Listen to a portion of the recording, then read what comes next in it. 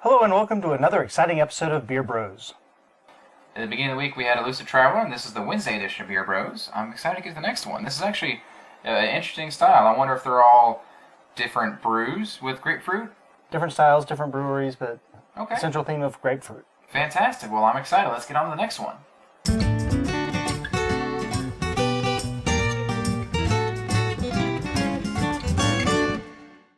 All right, Keith, so what do we have on our Wednesday edition of Beer Bros? For our next beer, we've got Thanks. We have Ballast Grapefruit Sculpin, which is an India Pale Ale with natural grapefruit. I was actually in a store recently when a guy was telling me that, hey, that's that Ballast Point is very popular right now. It was the beer he was drinking, so I take it from a beer man's mouth. That if he says it's good, I'll hopefully I agree. Usually it's me telling the beer man what's good. Why don't you give us a smell of that IPA with grapefruit? Smells like IPA Yeah, do you smell the grapefruit? with grapefruit. So it's on the nose, huh? A little bit. On the nose and in the nose? I'm getting the hoppiness. Let's see. Yeah, hops. Maybe a hint of grapefruit at the bottom. Very tiny bit. Aromatic, kind of almost flower fruits. Very small there, but the hops are definitely overpowering in the aromatics. Let's give it a clinky, drinky, and cheers.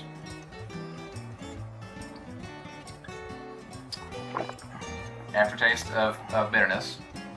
The initial taste for me is smooth. What else do you taste? Well, there's the grapefruit in this case, not unlike the grapefruit ale, which we had on Monday, is blending in rather nicely with the bitterness. Yeah, instead of being like, okay, here's grapefruit in your face, it's more of a subtle undertones or subtle mix of the two.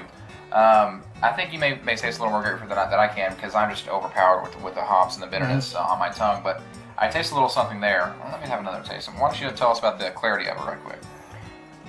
It's fairly clear, but you can tell that there's no, I guess it's mostly clear.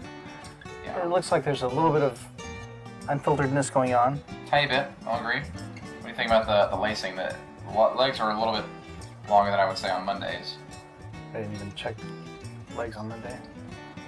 Yeah, there's some, maybe a little bit longer. I definitely feel just a little bit more alcohol in these, in this beer. What's the ABV? This is 4.4, so this is traditional. I'll let you, with your young eyes. This is 7%. So, so yeah. More legs. My alcohol notification machine, in other words, my tongue, could tell there was a little more alcohol in this one.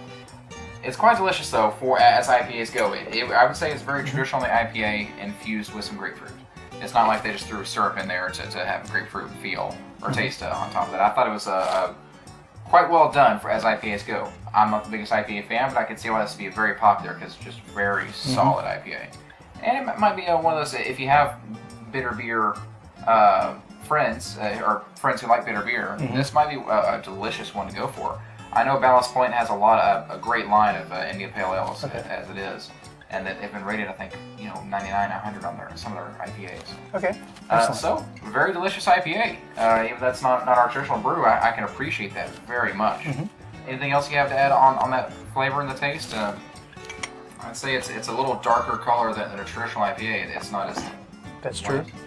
So maybe that's the grapefruit coming through there too. Well, anything else for you today? Nothing comes to mind. Oh, fantastic. Well, thank you guys for joining us on Wednesday's edition of Beer Bros. Like, comment, subscribe down below. Tell us what your favorite IPA is, and does it involve any extra flavoring, or is it just like you have a solid IPA that you love? Ballast Point is pretty high in my book as it comes to IPA. Other than that, Beer Bros out.